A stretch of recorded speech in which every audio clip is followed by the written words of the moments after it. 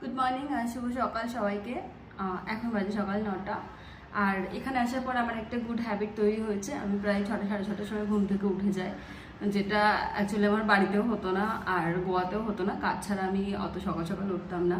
তো সত্যি একটা খুব ভালো হ্যাবিট তৈরি হয়েছে, কারণ এই বাইরের ওয়েদারটা এত ভালো থাকে, সকালবেলা উঠে দেখতে এত ভালো লাগে। তো আমি সকাল সকাল ঘুম থেকে উঠে যাই। আর আজকে আমি চলে যাব, সবাই জানো। তো আজকে আমার ট্রেন আছে দুপুর 2:20-তে।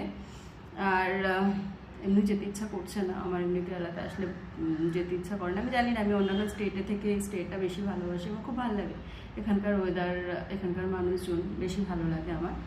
আর এই সকালে ব্রেকফাস্ট নিয়ে সকালে চা খেয়েছি। আর একটা আনারস ছিল, জানো সবাই কেরালাতে আনারস ফেমাস। তো এটা অবশিষ্ট ছিল আনা, তো যেহেতু এটাকে শেষ করে যেতে হবে। আর কারণ আনারস এত ভারী জিনিস, একে আমার ব্যাগ পুরো ভর্তি হয়ে গেছে, আর আনারসটা এত ভারী জিনিস আমি নিয়ে যেতেও পারবো না সঙ্গে করে।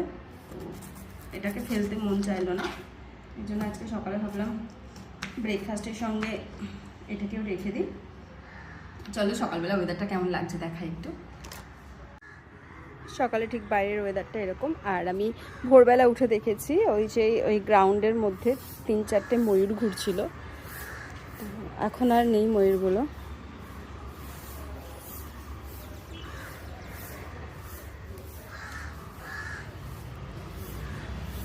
তো চলে যাওয়ার পরে হোমস্টেটাও মিস করবো, কারণ হোমস্টেটার আঙ্কেল আন্টিও খুব ভালো ছিল। তো চলো সকালের মতো গুড মর্নিং ব্লগ আমি এখানে শেষ করছি। আবার আসবো আমি ছোটো ছোটো মিনি মিনি ব্লগ নিয়ে। বাই।